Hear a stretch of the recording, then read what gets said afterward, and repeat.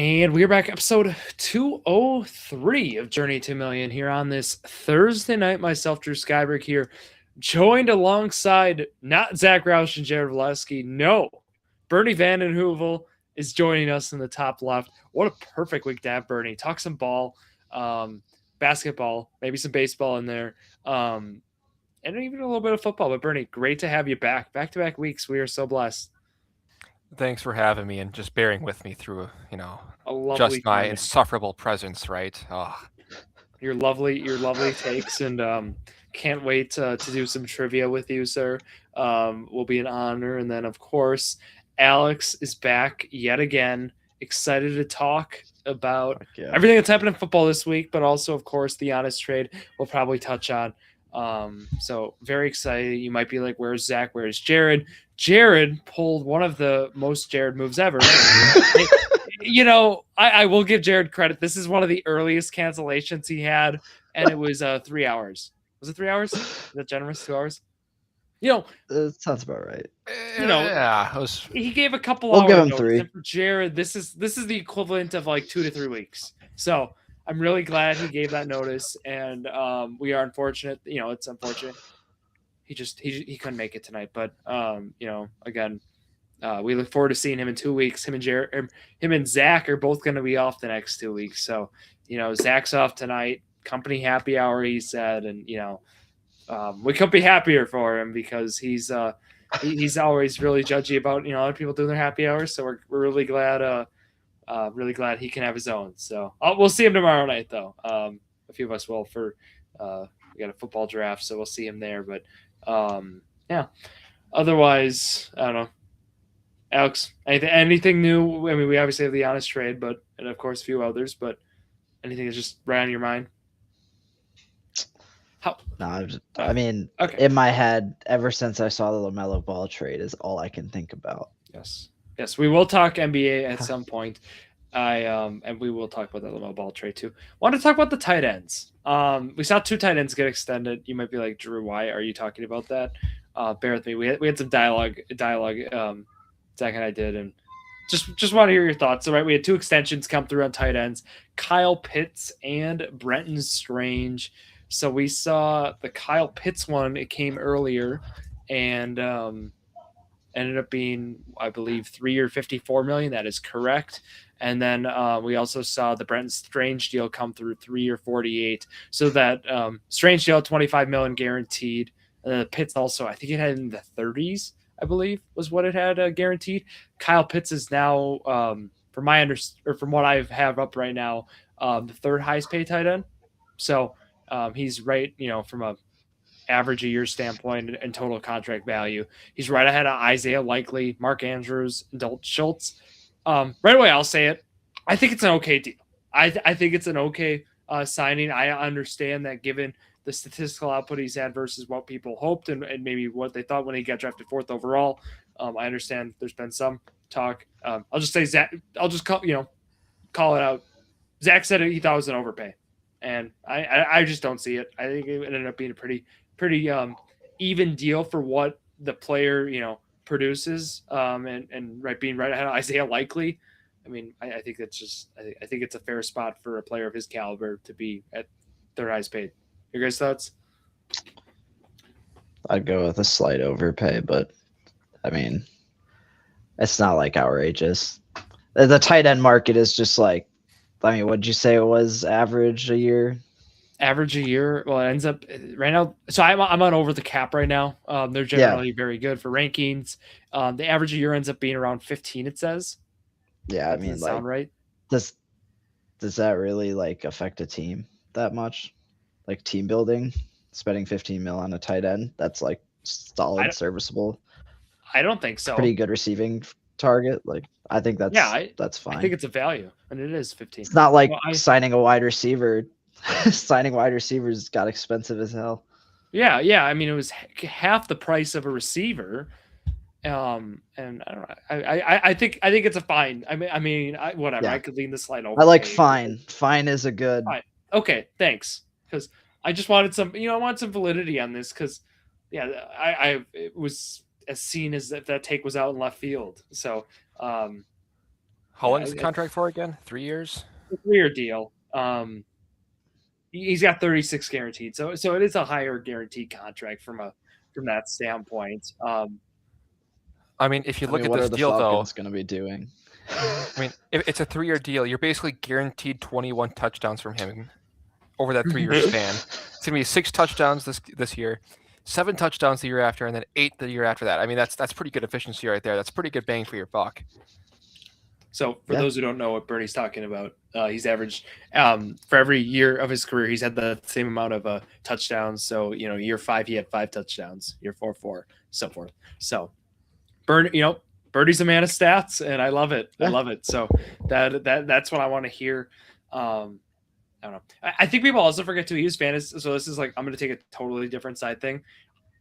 He was fantasy tight end number 2 last year, which is also kind of shocking for those, right? Whoever, obviously how tight ends finish in fantasy doesn't really matter.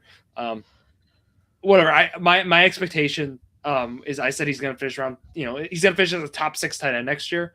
And I was told that was a poor take by someone who usually is on this show. I was told he's going to be tight end 8 this year. So not a lot of finishes as a top 6 tight end. I thought that was kind of 6 to 8 is it like? Well, I'm like how many drop points off of like how many points? Yeah. So okay, good. He'll be a tight end 1 this year. That's what I'll say. Yeah, he'll be between 1 and 12, and however they finish out, they finish out. There's going to be some guy up there who's going to make no sense, but that's because he's going to catch like 8 touchdowns. That's the tight end position. Yeah. Anyways, that was a separate aside. Like literally evaluating Kyle Pitts as a tight end, like talent standpoint. Understood he's not as attractive as those blocking tight ends. Like how does Isaiah Likely get the level? He's the 4th highest paid tight end. A, new market. B, the ability to also block and bring that. Obviously, when we look at Kyle Pitts from a football standpoint, obviously he doesn't bring that same profile, but what he brings as a receiving tight end, I believe will quantify and will exceed the value that contract will be for where it is. I mean, he's also only 25 too. Like if we really want to if we want to go the age card, however, he's still arguably like within his prime, if not entering his prime. So I would also lean out for Kyle Pitts. I'm not saying he's going to be some superstar, generational guy, what we thought when he came out, but I mean, what he's done in his career in 2 of the 5 seasons has been still very impressive and still a top tight end. I would lean on that. I do think when Tucker Kraft gets his extension, I will say I think Kraft will be the 3rd highest paid tight end. I think he's going to beat this deal. That's my prediction. Yeah. So I think is that a fair spot, Bernie? Do you think Tucker Kraft? So let me just give you the rundown again. Kittle and McBride are 1 and 2. They both got some mega deals. They got 19 a year, basically over 4 years on each of the respective deals. Your thoughts on kind of where maybe and again, this deal was 3 or 56, which obviously doesn't exactly be that 15 or whatever I told you, but just without a deal structure, that's what over the cap counts it at. Where do you think he kind of lies in that range? I think that if you give him the season he was having last year, but he finishes it out, and it's probably gonna be better this year because you did trade away someone like Dobbs left. You trade away some of your other backup receivers. I think he has an even better season, which is going to bolster those chances. If he comes back and they really hold him back because they don't want him to get hurt, I could see him not quite getting the same level of extension, but I find that hard to believe they'll really limit him. So I think it's very realistic that he ends up in that spot. It'll just be interesting to see how else they can structure their team since they just Watson got a pretty favorable deal for the team, which is fine. But how else they're going to afford other players to build around following that foreseeable contract? Yeah, I think you're spot on. I think probably the range is. I also didn't even mention the Hawkinson, how that deal's structured too. But he's gonna get around that range, and he's gonna be a top, probably gonna be in the top 3, top 4 tight ends. In terms of that. I also did see, just a separate aside, he did just he just listed his old house too. So just in case you were wondering, maybe that's a sign. Maybe that's a sign for the good, right? He already moved. It sounded like too was the report. So yes, in Wisconsin, that's the news when an athlete moves house. So, but in the same state and in the same area, so that's good. But thought that was a little newsworthy. We just saw some tight end buzz pop out. We usually don't see that. The Strange deal too, I think was fine. I mean, 3 or 48, 25 mil guaranteed. I mean, when we look at it from over the cap standpoint, it actually ends up being a little lower. I can't even find it right now. Must not be in their system yet because, yeah, it ends up being anyways around like the Dalton Schultz, Cole Kmet range, which fine, right? I mean, like that's what you'd expect from that standpoint. I feel so. Not. I think nothing of note there. I mean, you got top tight end compensation Strange. for a market, yeah. So I'd rather have the Brenton Strange deal than the Kyle Pitts deal. Really, Yeah. I guess it's fine. I guess that's whatever it costs, but both of them are fine. I like the Strange deal better. Okay, there you go. Otherwise, for football news, gosh, there was so much news this week for football, wasn't there, guys? When Kyle Pitts was your thumbnail this week, that kind of tells you it. There was another legal problem. A couple of them. So we'll monitor those, and obviously with the Terrion Arnold news was a solid player so far with Detroit. So we shall see kind of how that shakes out. So I don't know. I feel like there's not much there. We should probably talk about the Sorsby news too. I thought that might be probably more relevant, just given that that's been more concrete. There's been details. It has been officially announced. We were talking about how to handle Sorsby. What's the best way to do it in fantasy? You know, what would an organized league do versus an unorganized league? We talked through all those scenarios last week. Comes out, Brendan Sorsby will not be in the supplemental draft 2026 because guess what? They're not holding one. So this is just one way the NFL is going to further kind of solidify, right? We knew their positioning on gambling. We knew that, but to take, this level, right, to ensure that a player who violated NCAA rules is not going to be even, they're essentially penalizing that same player in the pros, in the sense of, right, this was like the CBA does allow for the league to decide whether to hold one or not. So like that part does allow them. But he did meet the deadline. It was 3 business days before. So it's just fascinating, kind of the realm of it. I am like, if you had to ask me, like, do I support this? Do I think this is the right thing? I think at the end of the day, I'd say this, he should be serving some suspension at some point or some punishment for what happened. So I kind of lean it there, but wanted to open that too. Just hearing your guys' thoughts. Like, okay, Sorsby sounds like he might not be playing football at all in 2026. NFL draft 2027. Do we like that? Is that a justified punishment? I mean, he basically got suspended for a year. That's basically what happened.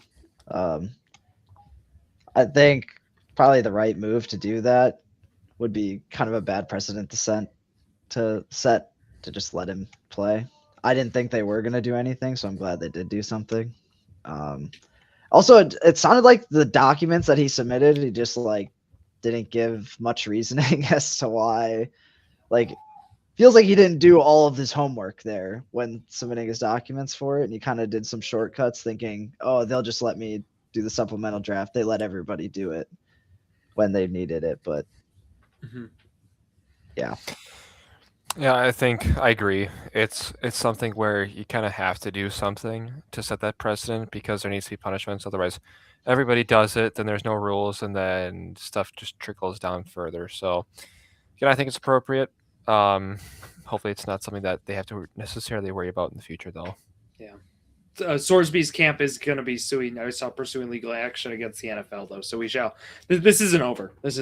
I mean. Oh yeah, no. Definitely not.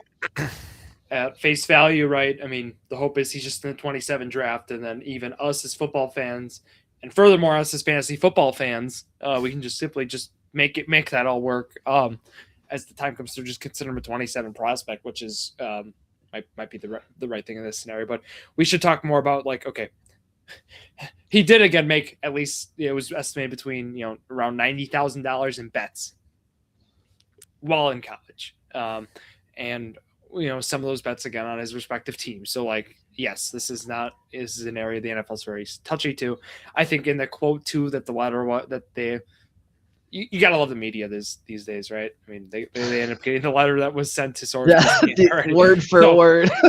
Word for word, the actual letterhead, which is phenomenal and confirmed, right? So the quote was, the issues presented by your petition are too significant and too closely tied to the league's core integrity interests to permit meaningful review within the timeline presented. So it's like, okay, we get it. Yes, a part of it. Integrity part of the game is the most important part for especially the players, right? We talked about that last week. I think there's no denying that, right? I mean, the product on the field needs to, there needs to be integrity held with that. So, I think it's a fair ruling. We'll see what ends up happening here. Seems like college career is over. Go to the NFL if your college tells you no. NFL just told you no. Looks like 2027 draft might be your friend. I wonder what we'll see come out of this. I wonder what's next, but this is going to be, this is just going to continue. So incredible stuff. So wanted to note that. I did see also that he did get his NIL, he started receiving his NIL payments, right, which we talked about was around $5 million was what was reported, and it sounded like he will continue receiving those, or he will keep the payments he received from spring. So there you go. So I'm wondering how far down the boards he's going to get now for the next draft, because it's basically just like a dude that hasn't played football for a year. Where do you take a shot at him? Yeah. Probably 5th, 6th rounder now. Talking about a potential 2nd round pick in the supplemental draft to like now taking a day 3 shot in the dark at him. And that's a position where I wonder, like, does he try to pursue something else? Like whether that's doing something like possibly the CFL, like a UFL thing, or overseas, like granted overseas is like, not that crazy, but like just to at least keep something out there, right? Or do you stay out of it because you could get hurt? I don't know. It's going to be interesting, Bernie. You're asking the right question. What's next from here? And obviously, again, we mentioned financially, because it was confirmed that I just wanted to go back and like what I said and like literally reiterate. Texas Tech, it's confirmed they will not seek NIL repayment from Brendan Sorsby. So all he received, it's estimated, around a couple $1 million to like, well, his total contract, but then a percent of that to just be on the roster and do spring camp. So this guy's fine. So it's going to be interesting what you said, like what's next? Is it worth the risk? Is it worth going out and, whether it's, again, you mentioned the CFL, obviously some of those summer leagues, whatever, like that, it's too late now. Their season's wrapped up. So like what league is going on during the football season? Other than the NFL and college football and right, the respective other levels, right? Like what alternative league is around for him? So it's gonna be interesting. Is this guy gonna be doing? Is he gonna be doing camps? Is he gonna be doing like pro days basically the rest of the way out? What is the plan? So we'll continue monitoring just because it's so fascinating. High school Friday night football. Friday Night Lights, Bernie. There you go. Well, this will be a great test of how good of a gambler he actually is. He can start betting on different things now because he's not a part of a club. What if he's betting on Texas Tech? Texas Tech. He can do whatever he wants. He's shorting Texas Tech now. Yeah, this is gonna be awesome for him. He can make a lot of money. He can make a lot of people look really dumb. Look at how good of a gambler he is. He doesn't even need the NFL money. He's not going pro. He's being a pro gambler. Yeah. There you go. Meet him in the poker table. Yeah, you'll see him there, or the sports book rather than there you go. But no, I these are the conversations, and this is the world of sports, which makes it so interesting and whatnot. So, wanted to highlight that one. All right, we have NBA trades to talk about. We also have an NFL game. Do we want to go NFL game, then kind of come back to NBA? How you guys feeling? Sure, keep the NFL flow. Yeah, let's do it. Bernie's going to keep NFL flow. There you go, listeners, too. While I'm pulling this up, too, remember we're on Fans First Sports Network. Check them out, ffsn.com. and that link is also down below. So check that out. And while we're doing this, right, we got our NFL game. And if you're listening on Spotify or Apple Podcasts, appreciate that. But what I would recommend is we'll tell you what's on the YouTube screen, and you can follow along. So right now, the ask today, what Alex Trowbridge, Bernie Vandenhoevel, and myself need to figure out is, can we name every wide receiver or tight end that Joe Burrow has played for during his NFL career that has at least 100 career receiving yards? And what they give us for the yardage is they give us the best single season career for them for each player. We get 5 incorrect guesses. We have to name 22 names. How do we feel, guys? Amazing. We should get all of these. I'm thinking right away like Drew Sample. Will he be on here, you think? I'm thinking Alex Erickson. Do you guys think that Jamar Chase makes the list? Is that Charlie? We should Charlie Kohler? No. Whatever. I like Bernie's idea first. We probably should just name guys that make sense. Yeah, like Irv Smith Jr. Wasn't Hayden Hurst? Oh, sorry. Irv is. Tyler Boyd is going to be there. He should be single season receiving yardage. Who's the last Bengal? Like the good one. Who's the last good one? But the problem is this is their best single season. Yeah, so is that AJ Green? Did he play with Joe? I don't think he was there. That's why. But what other Bengal has even had that in their career? These don't have to be with their best year. Does not have to be with the Bengals either. Yeah, I know, but who else has even been good? There's no way he was there with AJ Green. There's no way. I think he was gone. But I don't know what other 1,400-yard receiver. So we named 3. Ended up there. You don't like Drew Sample? Drew Sample is going to be on there for sure. Samaje Perine, Mike Gesicki. Joe Mixon, Mike Gesicki. Receivers. No. Oh yeah, I see. Receivers are tight ends. Yeah, I'll name tight end. I got tight end. You. Eric All did he play enough that first year? Yeah, gotta have enough. Who's that? Oh, they had a wide receiver that was like kind of cool for a little bit. Like 2 years ago. Yeah. Charlie Kohler won't be on here, right? He was never on them. No. Okay, thanks. No. Alex Erickson is the punt returner, right? You want me to say him? Yes. Oh, thank you. There you go. Okay, Bernie, we're a third of the way there. How you feeling? This is, I think it's going to start to drop off pretty quick. My ball knowledge is starting to fade. It's okay. What other randos is he throwing to? Did you do Irv Smith already? No, I wasn't listening. My bad. Tend to do that a little bit. Go. There you go. I mean, who's on their Super Bowl team? Like, I feel like there's got to be some people that you recall. We got their top 3 receivers already on their Super Bowl team. I know. I think there's got to be someone else who was making a name. Who's their tight end then? No, it wasn't Hooper. Wasn't Gesicki was not there. Smith wasn't there. Hurst was there. It was Hurst, right? Might have been. Yeah, I'm pretty sure. Hmm. Should we just try Green? Yeah, I think AJ Green has to be the 1,400 yard. Wow. Okay. Yeah. Must have been there for like a year. So he was back for a little bit. I don't know. Okay. Our next one's 673. So that's a okay spot, I feel. But dude, who's that wide receiver? He was. What's the number 85? Like Iosovas or something? Oh, Iosivas, yeah. That's good.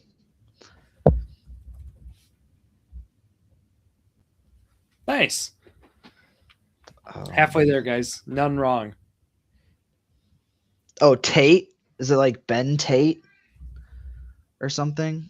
Auden Tate. Oh, shoot. Sorry. It's all right. Oh wow, that's impressive. The fact he's the 6th highest scares me a little bit, but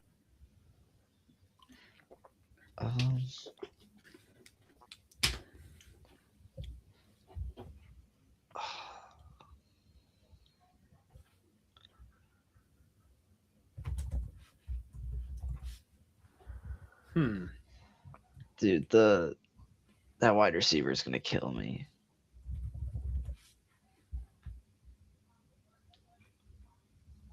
Like 24 rookie probably, or 23 rookie. I was thinking Yoshivas, like Bernie said. No, I got All, we got Sample. he was a light skinned fella too, though. Okay, we literally got like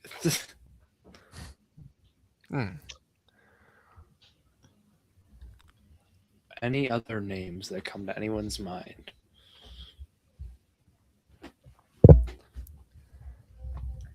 I was thinking Harrison Bryant. I showed up, but it's obviously not him. I feel like there was some other tight end that was just like a big name tight end that we're missing. But I mean, a big name tight end that had 673 receiving yards is his best receiving yards. That's the hard part. Like a relevant starter.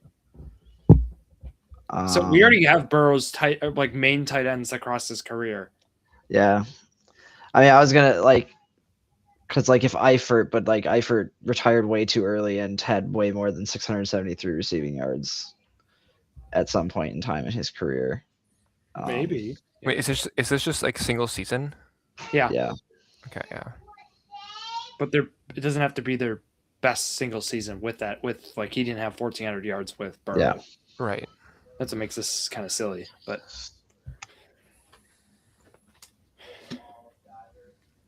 what about just John Ross? Is he around?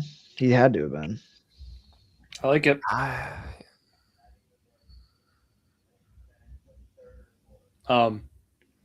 Type in John. You mean I qualify? Russ John. John Bates. Oh, wow. Was John Bates ever on them or no? I'm just talking. Talking to a wall there. I don't know much about John Bates' career path. Jesse Bates. There's a lot more Bates than I thought. Defense. Joe Burrow in practices was chalking it up to Jesse Bates. You guys have anyone else? I'm already kind of like, I have no clue. Dude, that receiver is gonna kill me, dude. I know it, and I just can't think of his name. I mean, otherwise you can give up, but not trying to give up early, but the fact we got as many names as we got, I feel is impressive. We have 13 of 22, and we have 5 guys, or everybody else is with under 500 yards for a season.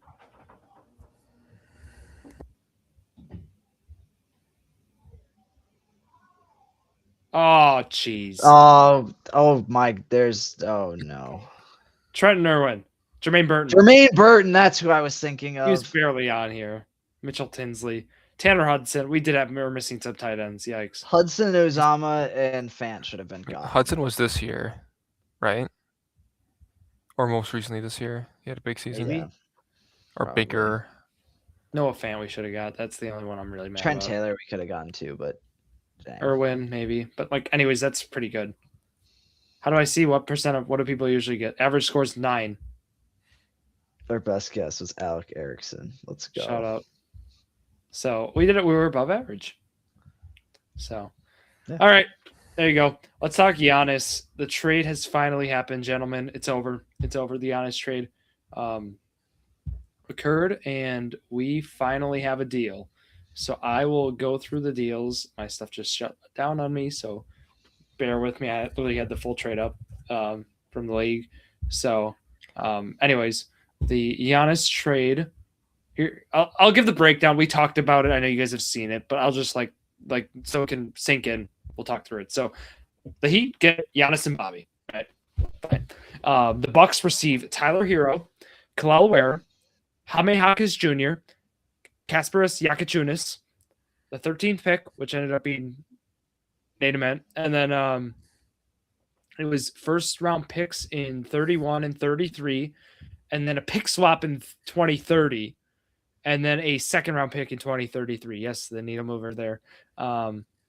So we saw that trade get down and finally happen. Was it Monday night it ended up being? So late Monday night, we saw that happen. I'd say at face value, right? If you look at this trade, you would. I was like, okay, right away. Obviously with the 2026 NBA pick, they had 13th, and of course with those other 2 picks. But like, if you kind of discount it all back to today, it kind of feels like around 7 firsts is what I got to. And obviously you could debate how many firsts, Hero's worth, and then obviously like that's assuming the guy went first round last year. Jakuchunas, is he worth a first round again? Like whatever, but like around 7 firsts of value for Giannis and Bobby seems like a very good haul. So that was at least how I looked at it. Obviously, you could look at it in many ways in this deal, but that's kind of how I felt. Alex, Bernie, your thoughts? Win loss. Glad he got done. I'll let you go first, Bernie. I think as of now, if you're a Bucks fan, it obviously stinks, right? It's not like you don't want to trade away Giannis, but I look at the value that you obtain from him. I think you have to be content, not that you have to be happy with it, because it's obviously, you're never going to trade for a player that equals a top 4 player in the league, right? I do like how they got that many picks, Khalil Ware, all these other guys who were first rounders or first round equivalents like Hero. You have to be pretty happy about that because you didn't have a future. You didn't have your picks. You didn't have, young talent. These guys aren't like studs right now, but at least there's something that you can build up with, and with a new coach. Not only that, but you also take down the price of your roster a little bit. Maybe you can trade away someone like Miles Turner too, so you can get Flip Hero. I don't think they're done yet, but I think the value, like if you went to get someone like Jaylen Brown, I don't know if I would have preferred that because you get 2 first-round picks. You get a guy who's also 30. Sure, he's like an MVP player, but does that like change anything right now? I feel like you just put yourself in a worse situation now, where you have an older guy, and you're going to be still stinking it up in 5 years. So you get this stuff for the future, saying, okay, we're going to not be too high these next 2 years, 3 years, but at least we're in a better spot to be at least something better at that 5-year out from now mark. And Giannis was hurt this year, so I guess you could say, sure, they waited a while, but they traded, relatively high. Maybe you say that this upcoming year if he hurts himself because he's 30. So we'll see. It's just really sad. I love Giannis, favorite player of all time, and now I just get to watch the Bucks be terrible again. I mean, we got a good return back. Yep. We got a good return back. I really hope Hero is getting traded. Miles Turner needs to be getting traded. Anything we can get any value for needs to be off the team and either converted into draft picks or young players.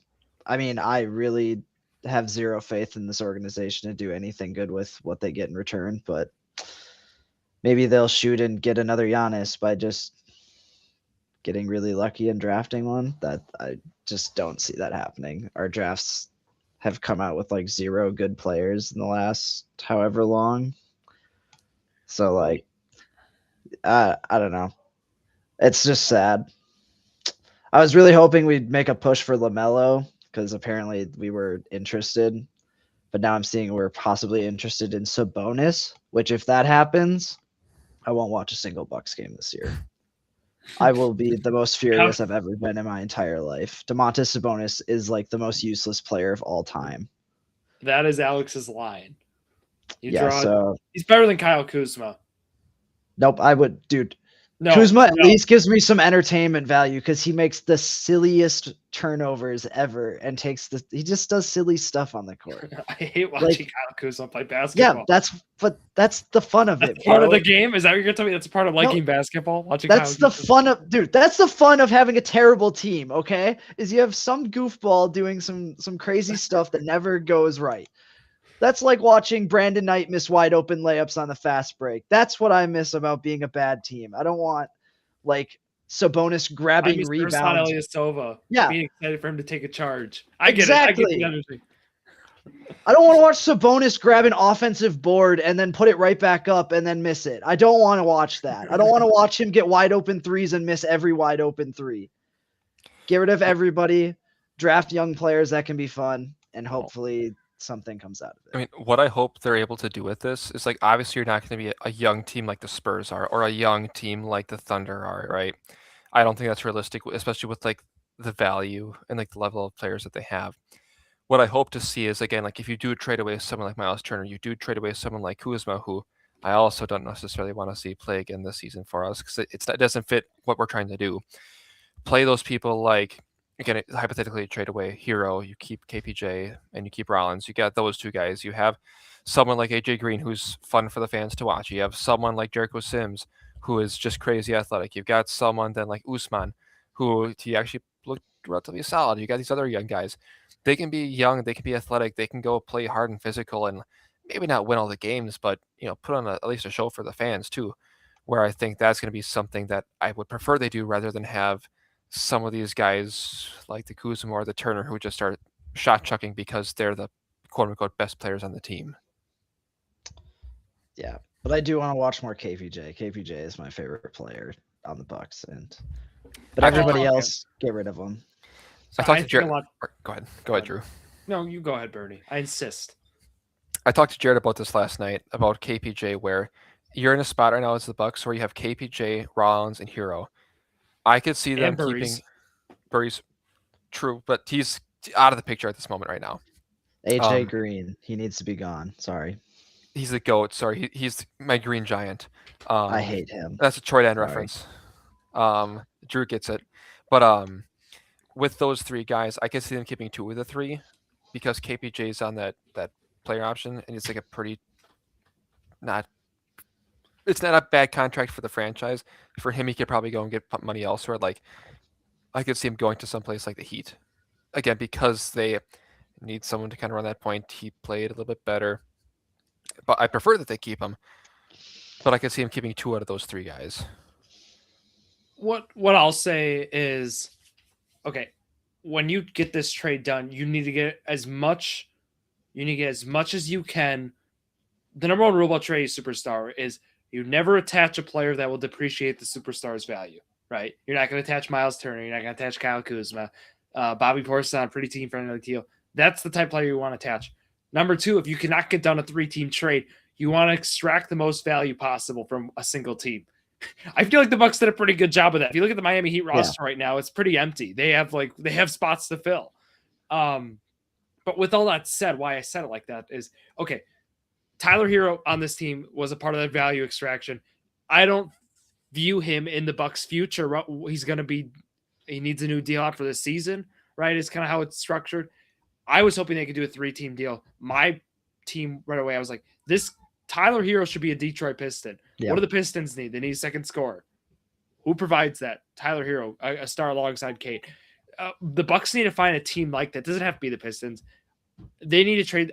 I know that everybody's like, oh, he's the Wisconsin kid and this is who they want. No. I mean, I get that premise of that, but I think some of the people, like the national media, I was hearing say this. I don't think they realize like how far he's almost detached himself from the Wisconsin fan. Mm-hmm. Not to the same level of Halliburton, but like in the same basically he's not this homegrown superstar who we were praying comes back. That's not the perception, and that might be the media side. But look, I think Tyler Hero, like from a Bucks rebuild standpoint, I don't see a world where Tyler Hero's on that team. Like, so if they can get that deal done ASAP, that'd be great. To Bernie's point, right? Can you get off some of these other guards? There is too many guards right now. I look at the roster. You have Brain Burries. We have too many players right now. We have so many players. I pulled up the Bucks roster on ESPN, Alex. It's like 20. It's like a baseball 25-man roster right now. Yeah, I know. I was thinking we were gonna trade our picks up and try to get a higher pick because we have so many players on the team right now. Oh, Cormac Ryan's not on here anymore. That stinks. But anyways, okay. when we look at guys who are on this route, like for guards, like who matter. I'm not going to include Gary Harris for the start, for part of this exercise. Why not? We have Ryan Rollins. Then of course we have Kevin Porter Jr. We have Tyler Hero. I'll call him a guard in this instance. AJ Green, Braden Burries. I'm probably missing a couple too. And Yakachunas, of course, who I think is going to be actually a really nice fit for this, this squad. He's the guys who matter, right, from that standpoint is, I think there's a world where you want to keep Ryan Rollins around. Of course, you want to keep, you're the guy you drafted first round, 10 overall, Burries. You want to keep him around. Yakachunas is a guy I foresee on this team around building. I think the Ajax experience, I think it's over, which stings, but he's just not going to be a part of this team. I think Bernie poses some questions, right? Where does AJ Green fit on this team in the future? Maybe even KPJ. Like those are guys who you like, but you don't. They feel expendable. They do. Yeah. Well, KPJ feels like the leader of a really bad team. He does. Feels right. But he feels like he could also be like 6th man of the year, like coming off the bench and making some splash. Like he kind of feels like some Kobe White, like some flashy can get it. Yeah. Get some done score. We keep him around. We let him pad his stats, and then buyer at the deadline. 5 seconds. We need a guard. We need a guard that can play defense. KPJ can do that if he locks in. And then we mentioned Nate Amon. We have some forwards then. Like I love that they went that route too, like getting a 6'10" big forward. Basically what Kyle Kuzma was supposed to do, but better.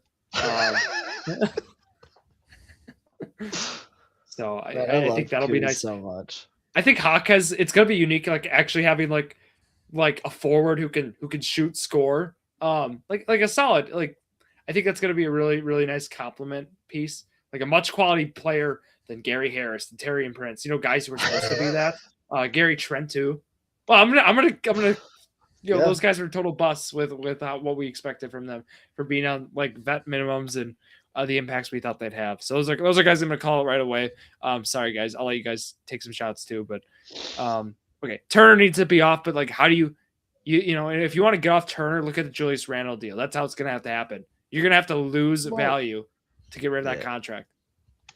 I feel like they might not have to. If they sweeten him up with somebody of value, like Kyle he averaged Kuzma. 12 points last year. Yeah, but like Hero Turner for something. I don't know what the contract is. Just tough there because I think they're both on heavier contracts. Plus Hero will need one. I would say Rollins, but we don't want to get rid of Rollins with Turner because then we're just ruining his value. But I don't know. Apparently the Raptors are interested in Miles Turner. How about having him for free? You just got to pay the contract. Nothing. Yeah, we'll take nothing in return. Like we'll take like the last pick. Well, you know what? We'll even pay like half of the contract. Just have it. There you go. And then obviously getting Kalal Ware, I like. I mean, I think you see him down the road. He's not going to be your center of the future, but he's going to be a reliable role player. Is the hope, right? 22 years old, can play really, a nice. And we should also say Jericho Sims did play solid as a reserve, and he obviously had some starter minutes that he probably shouldn't have. But he's back. Just might be a solid bench option. Okay. Sorry for that long response on the roster. I had to tear some parts apart because really, if you look at the roster, there are a lot of holes now, and this is a natural part of a well, yeah. There were holes already with Giannis. Yeah, there's still that's holes. What I'm saying. Like the holes, like you bring in a bunch of these depth plate pieces, which is great, but you gotta get rid of what didn't work last year. Like it's not going to get better. Doc Rivers. Yeah, Doc was the sinking. That was the start part of the ship. Let's bring Adrian Griffin back. Him and Taylor Jenkins. Screw it. Since we're paying all of our coaches still, let's bring all of them back. Yeah. Well, Jason Kidd. Doc's you, sir, need a job. Player development coach Jason Kidd. Oh my gosh, this is incredible. There you go. We do also still have Alex and Thanasis still on the team right now, so that will be an interesting. Those are two roster spots that are open. You look at the Heat and you say, "Ooh, well, Giannis wants these guys. We'll trade him to you if For you some take second Miles round Turner." pick. Oh, I like that. People are already saying GM Giannis because the betting odds for Chris Middleton to sign, or to be for a veteran minimum, the Heat are the favorites. So in case your boy was wondering, so that'd be pretty cool because they got some spots to fill and they don't have a lot of cap. They obviously they traded nearly every pick they could. So well, dude, they have no roster now. They have like 8 players. How about I read you the Miami Heat roster? Because they have like a bunch of free agents too. Powell, Wiggins are free agents. Like they can't even field a team right now. Wow. So the starters right now, Bam, Giannis, Mitchell, David Mitchell, and then Wiggins is probably going to re-sign to a lower deal, is what's rumored. And then Norman Powell, and then at the 4 is either going to be Giannis. No, oh sorry, I mentioned Giannis, but like the forward's going to be like Wiggins is going to play a forward guard type. I guess that makes the roster. I'll read it. I'll read the starting 5 one more time. I said it, but it just was in roundabout order. David Mitchell, and then it's going to be Norm Powell at the 2, Wiggins at the 3, Giannis at the 4, and Bam at the 5. A top 10 starting lineup. I feel like they need another ball handler. I like Davion Mitchell, but like all they have is Giannis, and then like I guess Norman Powell ISO. Yeah. The bench gets weird. They're gonna have to kind of go Fatticino. I mean, like I don't know, like it gets really ugly. Actually, it's Ryan Cronwell. It's someone call Trey Jones right now. He would Nikola be a perfect Jovic is going to be on Heat. there. Obviously, more forward type, but center type. But yeah, this is ugly. They have a good starting 5. Ja Morant to the Heat. Anybody? There you go. They can't afford that. But Giannis is going to be up for like a $70 million a year extension. So team-friendly deals. Yeah, obviously hindsight 2020. I hate this is the one thing I hate. All national media is like Bucks should have traded him last year. They lost a year of value. Well, okay. If you look at it, too, but who could have predicted, right? Did you think the Bucks were going to finish 32-50 last year? Right. If you would have told me the Bucks would not be making the playoffs a year ago, yeah, of course I would have traded. Of course you would have traded Giannis. I mean, like, of course. there was a lot of people outside of Bucks fans last year. People were trashing our roster. There was some trash, right? But Alex, even like the betting odds, they had them at like 42.5 wins. No, I know for sure. We still should have been at least a play-in playoff team, but yeah, I mean their roster was. We already knew, but we knew that it was going to be bad. We knew it wasn't going to be good enough to do anything. That's why I wish we still would have gotten rid of him. I don't care about making the playoffs. I think we have a team that can't really improve because of contracts that are terrible. What I'll say is the Dame. Like after the whole Dame, like when you release Dame, that should be a sign. It's like, yeah. The Dame desperation release should have been the Giannis trade instead of the Miles Turner make up for it signing, which is where everything fell apart. What, you don't think Miles Turner makes up for Damian Lillard? I look at when they fell apart though. I look all the way back to like when this kind of started was when they didn't even try to, or they didn't re-sign PJ Tucker after that championship, because that was like a glue piece. We're like, we don't need that. Then you get rid of Bud, who kind of built that system to be that defensive, that really high gear. Get rid of him. Okay, well then you get rid of Drew, you get rid of Chris, you bring in these other guys, you get that Dame. The Kuzma trades were yeah. And it just was kind of progressive. We kind of saw this coming because the roster, just how it was structured, progressively fell apart from what made it good. And they try to make it something. They try to make it like how it was pre-championship, where they had these shooters run him. They had these young, these smaller, these scrappy guys. Didn't really work. So they kind of kept going back to that. It's like they regressed a little bit there, and it's just kind of was a slow burn until we got to this point. Yeah, I mean, we've been going towards this since the championship. Basically, it was just always going to be like this. The Bucks were a 1 seed that did get upset by the 8 seed Miami Heat. I mean, like after the championship. Yes. That's part of the burn. Yes, yeah, but I'm saying like this team still yeah, no, they obviously the still last had the 3 record seasons to were be not. contenders. Yeah, but like it was going downhill year after It year. was, yeah, And then it clearly was, and now we're here, the and the Pacers and the Heat shenanigans were just like, oh man, just to make me angry, maybe. I don't know. they were looking out for Alex in all the worst ways. But no, I think that's a good spot on that trade. Do we want to go? I know we kind of want to talk LaMelo Ball too, but I do have I have a 10-minute NBA game as well. We can go LaMelo first, maybe, and then kind of we'll do the game, wrap it up.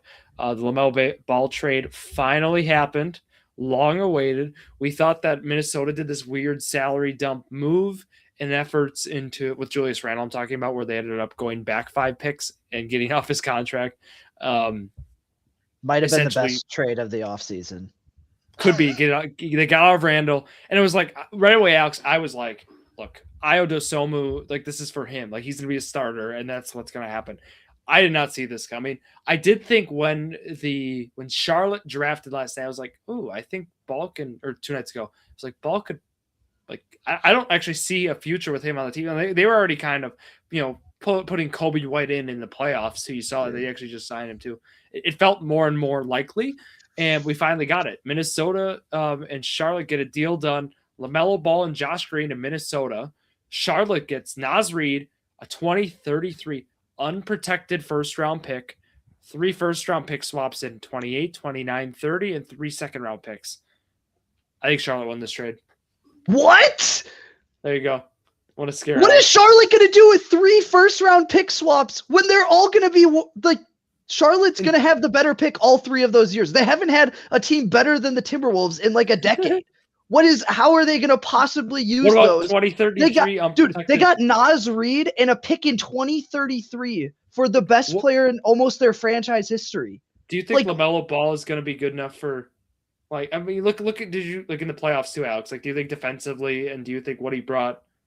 I mean, if you look at did you watch them in the playoffs with LaMelo off the court? They couldn't play offense. They turned the ball over. Or they could play defense with him on the court. You have to score to win. If you can't get stops, you have to score to win. They turn the ball over every time down the court without LaMelo.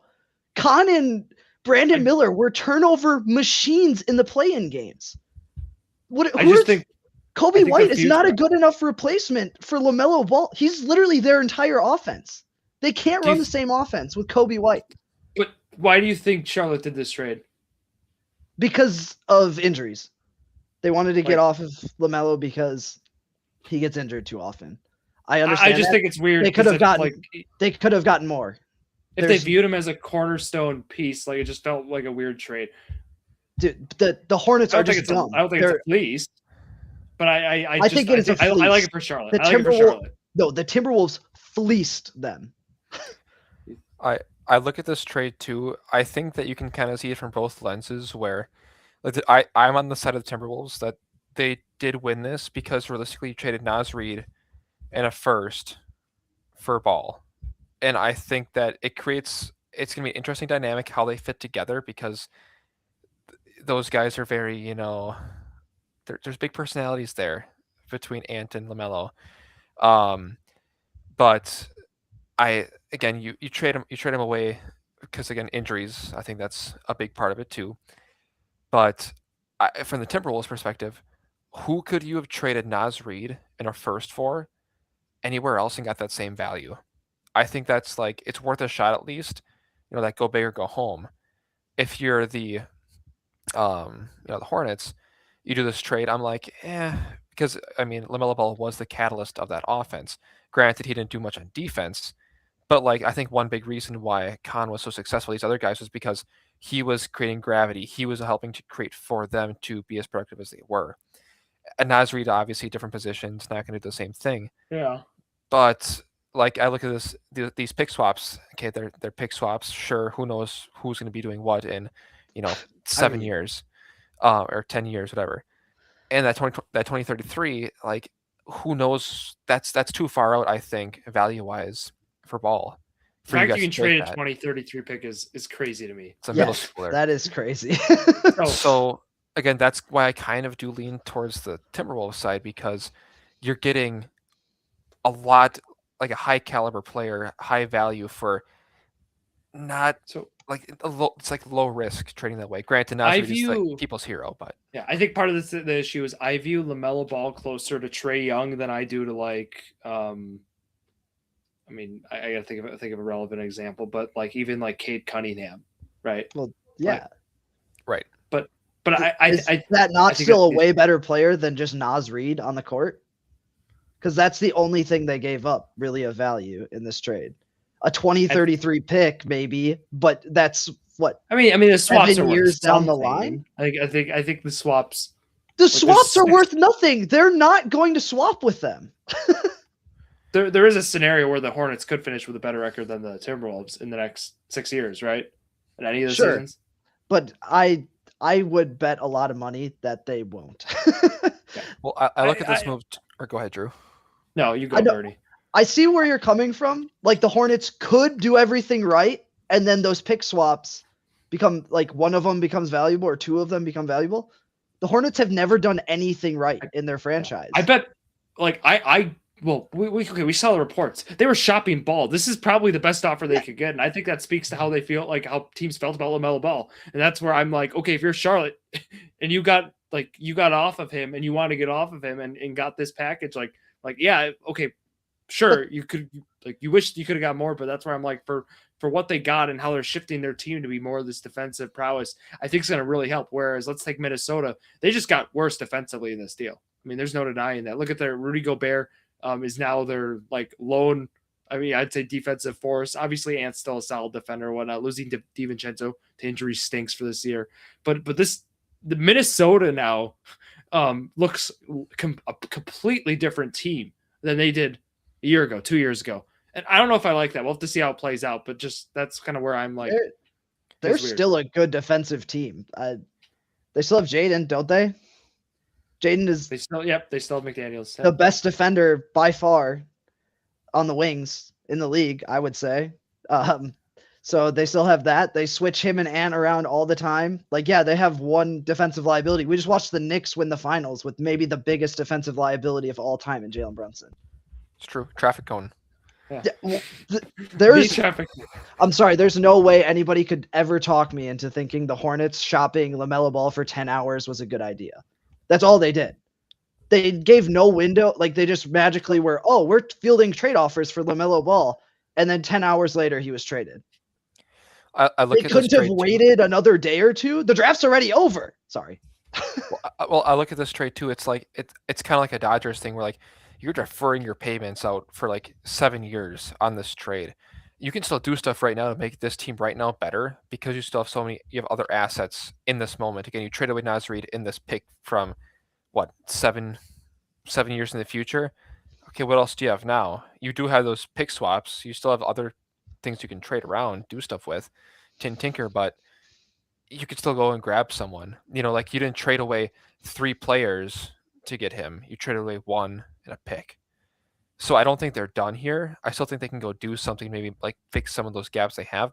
Granted, off the top, it's so recent, I don't off the top of my head know who they should go out and grab. But I think they leave themselves open to the opportunity. I don't think they can really make many more moves. I don't know how many picks or anything they have left. They want Miles Turner. I assume they have no first round picks left if they're trading a 2033 pick in this. And that's probably most of their swaps they have left. For Minnesota? Yeah, and I don't know. The cap with LaMelo has to be getting close now. Yeah, and that's kind of where I'm like, that 2033 pick could be like... Yeah, the 2033 pick could be really good. We could look back at this and be like, and maybe this is the point I'm trying to make, and maybe it's too long term, and maybe I'm looking too far long term when I look at it. Is like, okay, that pick, call it what, 7 years from now, based on how that team's aged and based on what picks they have, the fact Minnesota gave that pick up, that pick could easily be, you know, a top 5 pick easily. And yeah, and is that like, is it worth giving, you know, like obviously Naz Reid for LaMelo Ball. Yes, LaMelo Ball is the better player straight up, but does that upside of that pick being the number one pick? Like I'd say that's worth for 7 years of waiting. If you have a shot to get number one pick, depending on the years. So just look at like obviously, we can take the extreme examples. Look what Victor Wembanyama did for the Spurs, right? But the importance of a number one pick, out of all the sports, basketball is the most important sport to have the number one overall pick. So I don't think the chance of having a number one overall pick 7 years down the line is worth getting rid of. The reason you guys had the best season you've had in a long time for your franchise. They finally were showing promise as a team. They had an amazing offense to fans were actually excited to watch the Hornets play. That hasn't happened in how long? That's where I'm really upset with the Hornets. They were trending towards a good solid offensive team build, and that was going to be their thing. But they're not even a good defensive team. This trade makes them better defensively, but yes, sure, but they're still bad. From being the 25th worst or the 25th defense to the 20th, what does that do? Yeah. It doesn't the problem is this doesn't move the needle for their time right now. And 7 years down the line, they're not going to have Khan, Brandon Miller. These guys are going to be gone. They could resign if they really want to stay with the Charlotte Hornets where everything just goes really well. Why would they not want to give them a reason to stay and compete for playoff spots this year? Maybe they have a ton of cap space. They could have gone out and try to add somebody instead of just getting rid of LaMelo. It'll be interesting. Yeah. I hate it for them. Sorry. We shall see how it plays out. And speaking of playing, we shall play a game. We shall go back to 2021. It's really the 2020 and 2021 season. So for those again listening, we'll do this game, wrap it up. Can you name the NBA League's stat leaders for 2020, 2021? I thought we'd go back to the year the Bucks won it all. I thought it made the most sense. I think that concept of just doing that based on, us talking about it and now the Bucks where they are now, I think this will just give us a little time back of how good the Bucks, were and how long ago it was in some regards. So we got 100 names. The stats are points per game, rebounds per game, assists per game, blocks per game, steals per game, turnovers, field goal percentage, 3-point percentage, free throw percent, and fouls per game. All right. You guys ready? 10 minutes? Can we do it? Yes. Ish. What's the over-under? 93.5. Dude, under. Come on, dude. I think probably under. There's probably more than 7 Dang players. it. I always like, should I? Okay. But this one's closer than your other ones were, I'd say. Embiid. Whoops. Embiid, Giannis. Luka. Young, Trey Young. Capella. Zach LaVine. Or no, DeMar DeRozan. Turner. Oh, whoa, it's not DeRozan? Miles Turner, yeah. Anthony Davis. I mentioned Gobert's on here. Jimmy Butler. Sorry, Bernie. Tatum. Butler. Who else did you say, Bernie? Kevin Durant. Sorry, you. James Gobert. Harden. Gobert. That's what I said. Thank you. Did I just see that right? No, James Harden? Kyrie Irving? Allen.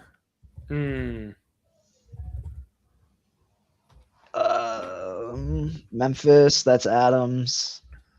Robinson. Pacers. Whoa. Turner. I Robinson. already said Turner. Gasol. Robinson. What? Oh, that's crazy. Gasol. Who the hell is the Memphis Grizzly? Wait, is this 1 year of Triple J? Hassan Whiteside? Oh yeah. No. Nope. Or who was the guard for the Grizzlies this year?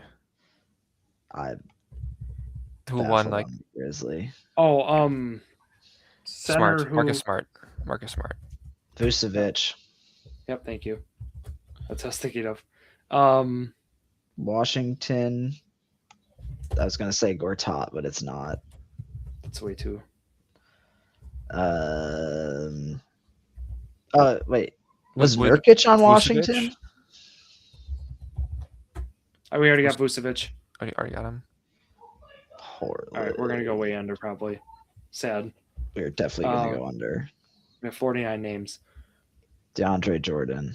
Wait, did we already say people like Luca? Everybody said Luca. Steals per game. Washington Drew turnovers Holiday. per game. Yeah. That's awesome. Who else? So I tried Tucker. I tried Crowder. Do we say- Who was the Bucks? Oh, Middleton. What? Bucks for what? 3-point 3-point. percentage. Pat. Oh yeah. Not Pat. Murray. Oh, brother, that's great. Or Porter Jr. Chris Paul. Say Chris Paul. Yeah. Kawhi. Yeah, we're still missing some big Who names. who was the guy Norman from the Powell. finals that torched us from 3? Then we traded for like 8 second-round picks. Jay Crowder. What? I already tried Crowder. Oh, I tried Portis, Lopez. TJ McConnell for steals. I think he's always up there. do we say Fox? There we go. I already got Fox. Tried Ingram. Markel Fultz. Didn't know if he was for No. steals. Sacramento field goal percentage boogie. No. He wasn't. Yeah, he wasn't there yet.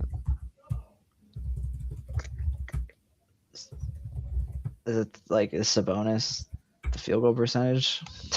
I already got Sabonis. We already said James Harden, right? I think. Yeah, we did. Yeah, tried him a couple times. Payne. LeBron James. Tried him. 65. Okay. Fouls per game. I was getting some good ones already. No. Dude, fouls per game How just about, makes like, me Brook think Lopez? boogie Did again. you say Brook Lopez? I tried Lopez Bernie. Uh, I'll put him in for.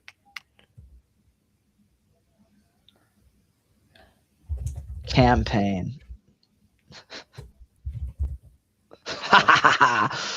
That's the one I was looking at too.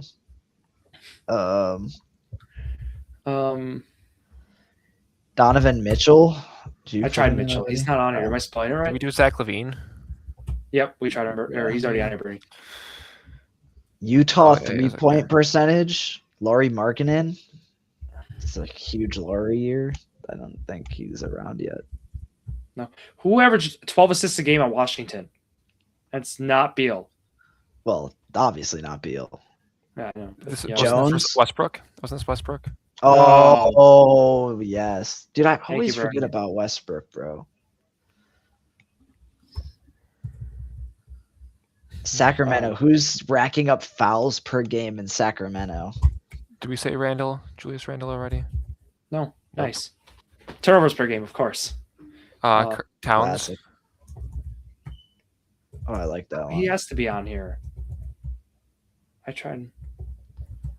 Siakam. No, he's not. Van Fleet. How do I spell That's- it? I'll take a look. Van Fleet. That's Siakam, I think.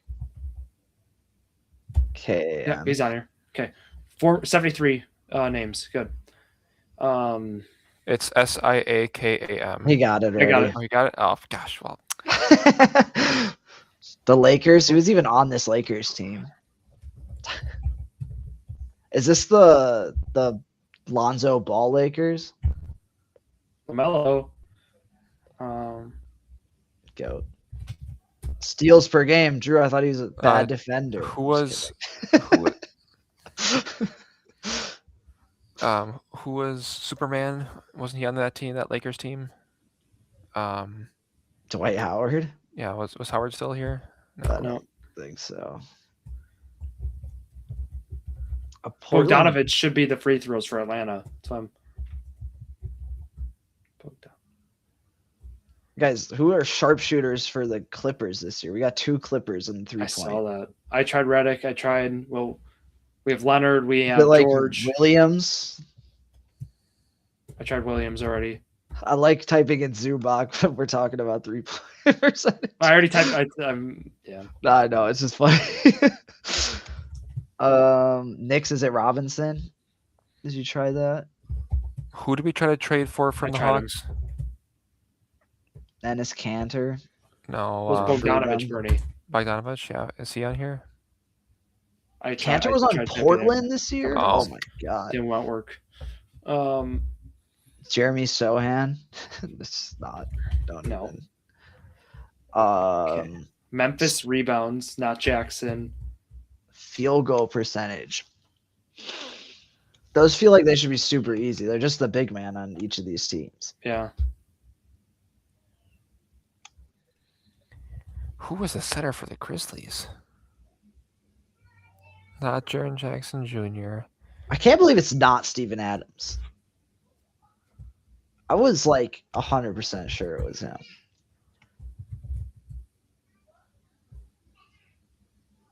No, I thought too. Blocks Was it- per game, Toronto, Ibaka, Surge, maybe. He's still around, isn't he? Not him. Is it just Jakob Pertl? He I could mean, be- do you have? Is this still like when Ben Simmons was around? Like, is he getting steals? Nice. Yep. Nice. Good pull.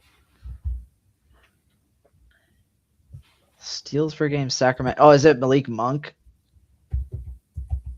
Oh, man, who is getting steals for them? Tyreek Evans?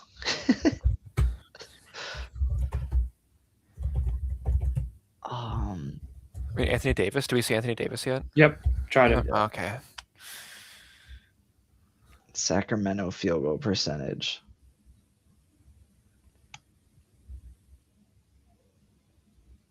It's gonna hurt my heart. Fouls per game.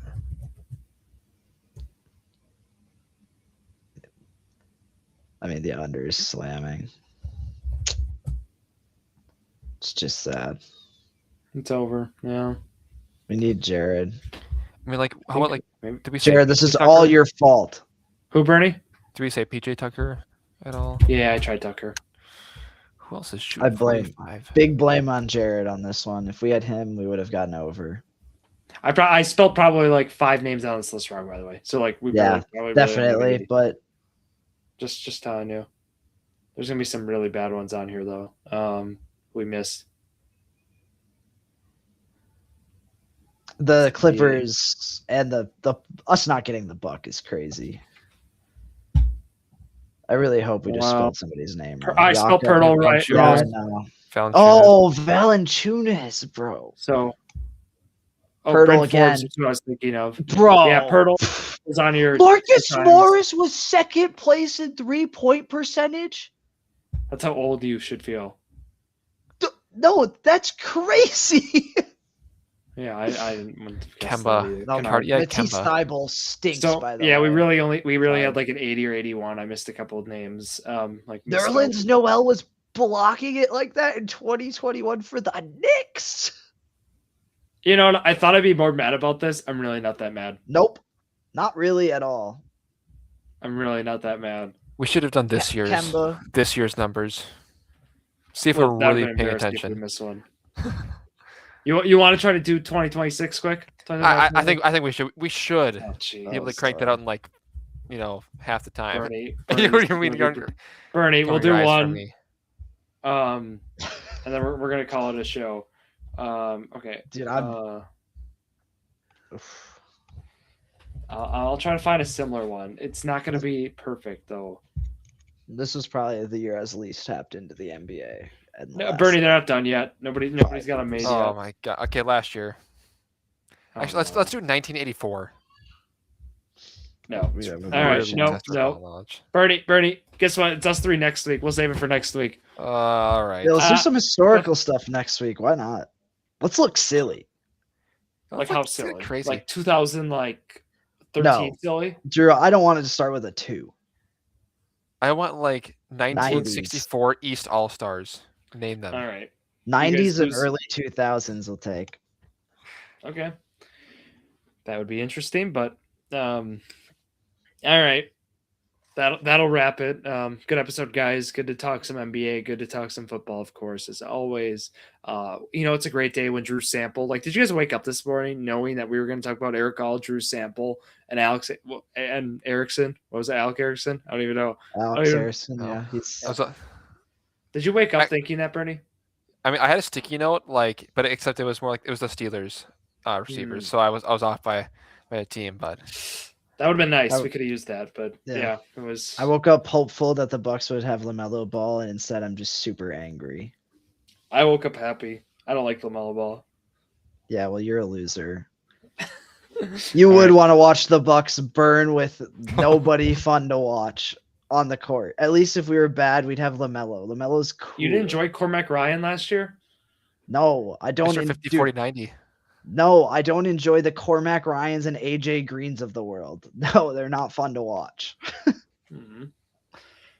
Pain. Greg Monroe? No, he was like my least favorite player on that team. All right, you and I have a different taste in basketball. Bro, Greg Monroe is just Domantas Sabonis, bro. What about Eric Bledsoe?